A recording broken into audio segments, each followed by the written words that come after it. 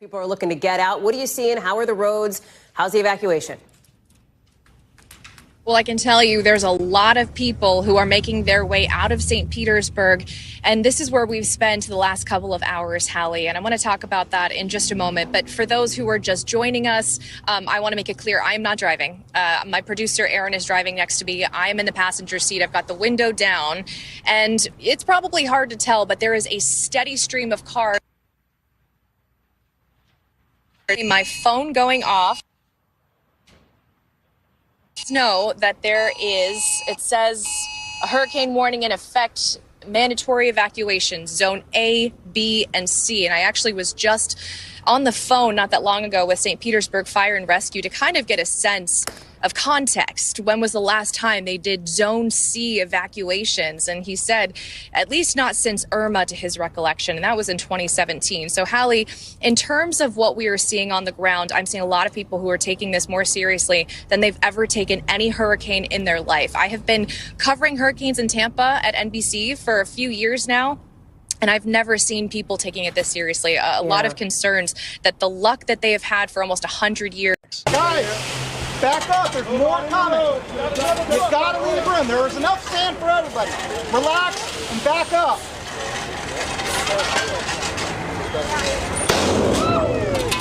So you have St. Pete police on sand patrol, like literally having to direct people away from the pile of sand because there's so many people that are just desperate to get their bags.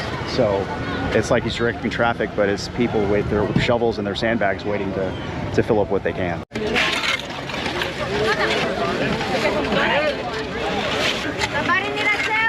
A couple of things happening here. You just had Hurricane Helene, which brought in record storm surge to the Tampa Bay area, here in St. Petersburg in particular. And we're basically in the middle of the cone for the next hurricane, Milton. That has motivated people in a way that I've never seen here in St. Petersburg. People are lining up like it's Black Friday for sandbags. They're trying to get their allotment and trying to protect what they had. They just had the exact amount of people trying to evacuate out of the Tampa Bay area. All of the arterial roads, the interstates, the main highways out of Tampa Bay are jam-packed as people are fleeing. They're trying to escape the path of Hurricane Milton. And what they're coming across are gas stations like this, closed. They do not have gas left. And so these pumps have all been wrapped with saran wrap. What that does, it helps protect the screens, the electronics from hurricane force-driven rain. They also even have the nozzles zip tied to the machine so they don't flop around in the winds as well. But these are wrapped a day and a half before likely any impacts from Hurricane Milton that could be felt here in St. Petersburg, because the folks here at the gas station say that they don't expect any more gas being delivered here ahead of the hurricane. I'll leave at 2:30 in the morning. I'll leave at 2:33 in the morning because all this will kind of die down, but we don't have diesel. So every time I come down here, we already kind of know because we do so much cat work. I normally travel with at least 20 gallons. I brought this from Atlanta. I didn't just try to hoard gas.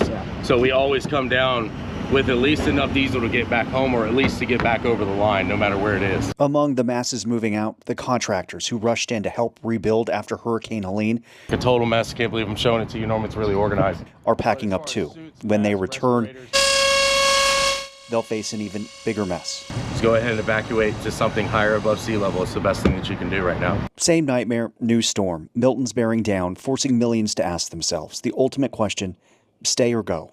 It's not as obvious as you might expect. No, I would rather be with my boat than not with it, because if I'm not here, I don't know what's going to happen to it. But if I'm here, I mean, I know I'll survive. If the boat goes down, I can swim. But I'm not going to go somewhere else and leave the